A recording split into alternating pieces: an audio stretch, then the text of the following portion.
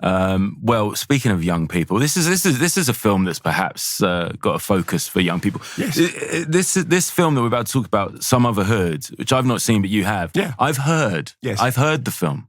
You've heard it, and so have you. You may not notice this, but in some of the more emotional, was it playing scenes upstairs when we were watching during the Miracle Club? Sumotherhood was playing upstairs. I was like, is there a party going on? Has one extra moved in to the Soho screening rooms? Because there's these thumping bass lines and gunshots. I think, what is going on? And then, of course, when I came out, I'd stayed to watch the credits, and you were gone, and I came out, and there was a big crowd that some of whom I knew who were sort of breaking down Sumotherhood in the corridor. So I stayed and had a chat with them about it. Okay. And it's interesting to hear from sort of young black perspective. This was a whole young black crowd, eight or nine men and women. So it's quite interesting to hear their take on it. But this is the take. This is Mark Kermode. This is a take on the take. So that was at Soho Screening Rooms. When if you're downstairs we were in one or two. We were in one, weren't we? Because 3 is the big one upstairs. And so sometimes those speakers are big. Those speakers are big. So Sumotherhood, which is the latest from Adam Deacon, who about a decade or so ago was a BAFTA Rising Star Award winner. And it was one of those. Adams talked about this, that when he won, the cameras picked out the face of Harvey Weinstein being. Who's he? Why did I just do him as an East End villain? I got no idea. Who's he then? Because, it was one of those kind of, upturning the apple cards. I think he was up against Tom Hiddleston and, all these kind of, these sort of, very, very sort of prominent. Anyway, he was named by Time Out magazine as the new face of youth cinema. He had starred in the Noel Clarke movies, Adulthood. Noel Clarke wrote, didn't direct, but he directed Adulthood. And then he co-directed and starred in the 2011 parody Anotherhood. So Sumotherhood is in the series of that. Then, for background, the wheels came off in 2015. There was charges against him for harassing Noel Clarke. Basically, he had been in the throes of a sort of a bipolar psychosis and possessing an offensive weapon. But he was found to have been mentally unfit. He had a really horrible time. Subsequently, re-emerged. Regained his mojo. 2017, he was in the play The Retreat, which was directed by Kathy Burke, and you know him. Yeah, I've come across him a few times, yeah. And so now back helming and starring in this sequel to Anotherhood, which is... Anotherhood opened to very poor reviews and very good box office, and this is not an unfamiliar phenomenon. Yeah, we saw it with Blue Story, right? Yeah. Like in fact, Blue Story, because there was a whole thing about suddenly a cinema chain deciding not to show it because they, for incited violence. Yeah, all that madness. So he'd been talking about a sequel since 2016. So the plot finds Rico and Kane trying to raise money through various harebrained schemes, notably robbing a bank. The trailer, if you've seen the trailer, flags up cameos from everyone. Jennifer Saunders, Ed Sheeran, Denise Van Outen, Tamsin Outhwaite, Jamie Winston, and Jeremy Corbyn. Ask for the and. Yeah, and Jeremy. So have a listen. How long is this going to take? I've left my bicycle out there, and it's not even locked. I wouldn't leave my bike unlocked round here, mate. A lot of criminals about. I don't see criminals out here. I see young people with no prospects, no future, and no hope. It's not very surprising after 10 years of a Tory government. What the this, man? Everyone shut your mouth! This is the bank robbery, do you understand? I will start murking people out here! Allow it, waste man. I mean... Corbyn doing a better job than Gordon Ramsay at playing himself? Oh, wow. I mean, absolutely doing it. So anyway, so they're hapless, but of course, during the course of the robbery, their paths cross with a gangland character.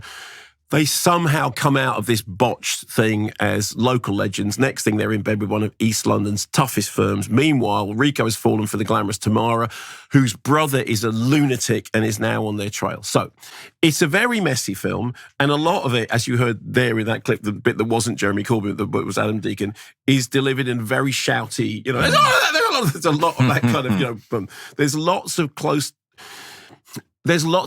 to home gags about Rico having bipolar disorder, struggling with mental illness, some of which are funny, and some of which are kind of frank and revelatory. Some of which like pulling a blade in front of women, just strike an altogether more misjudged note. And I will go back to saying once again that the film is very messy. There's a point in it when Jennifer Saunders turns up and delivers a very long speech about sexism within the police force, which seems to have come in from a different movie.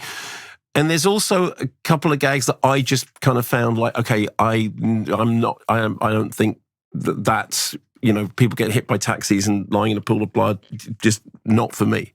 That said, I am definitively not the target audience. And I am aware of the fact that in the case of, there have been several movies in which you hear people talking about them at whom they are not aimed.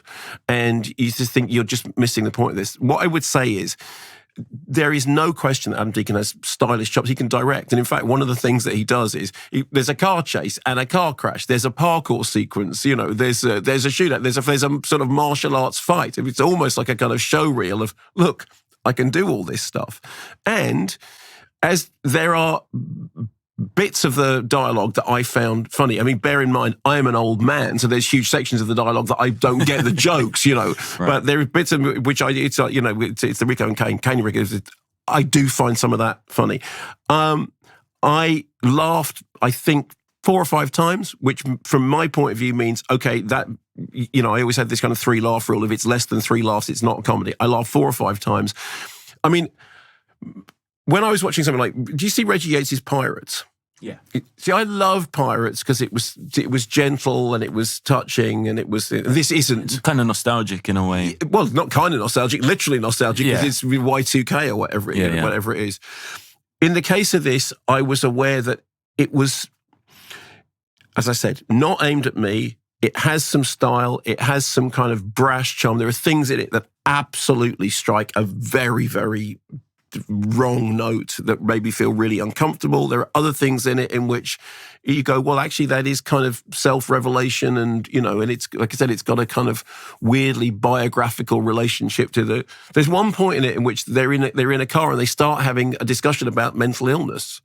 And so it's like the very definition of pebble dash scattershot, throw everything at the wall. And you almost get that from the cameos thing. It's like, when we said he's got cameos by and you went, everyone, you go, well, yes, everyone and Jeremy Corbyn.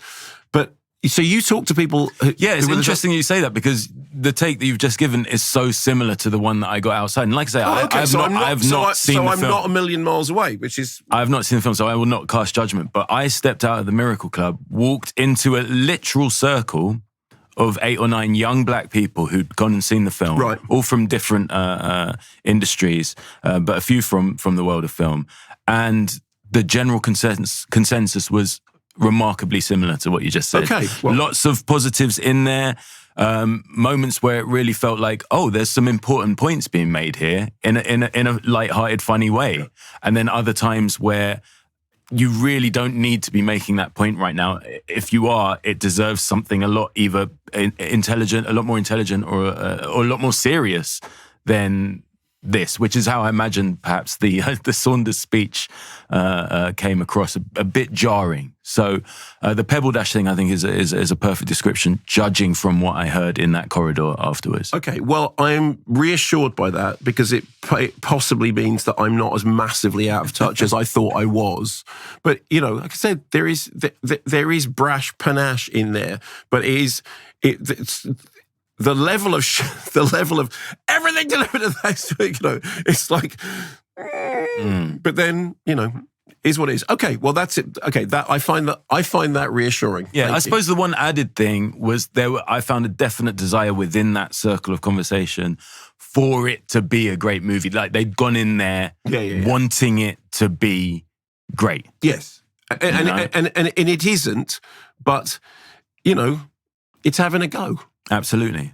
And, urban, black British film, whatever you want to call it, we don't have a lot of wins. We don't have a lot of opportunities. So when those opportunities do come around, I think everybody is praying that we're going to get a Pirates, Yeah. And or a Rye Lane. Yeah, exactly. Both of which are... I mean, it was really funny with Pirates. I just had this absolutely profound thing about this movie is absolutely not aimed at me. but I love everything about it. You know, I just thought it was really charming. And then Rye Lane, I just fell in love with because I love rom-coms and I love It was such a strange experience for me because the trailer, I didn't go for that trailer. I watched the trailer and I thought, I'm not sure about this film. And then by pure coincidence, I got asked to do a Q&A, a screening on the rooftop in Peckham with Rain. Yeah. So I watched it once at home, and then I was looking forward to watching it on a big screen because I watched it at home with the family. We all loved it. I said, look,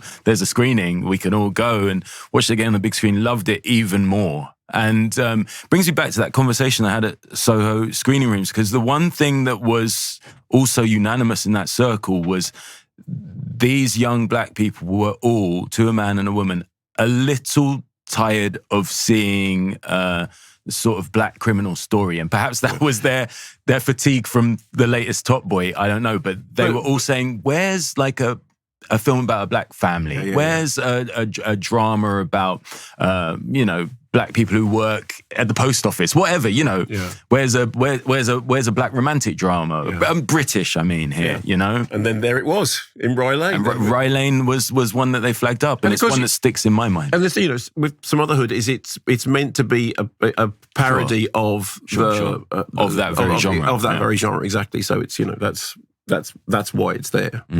Well, there you go, Sumotherhood, if you fancy it.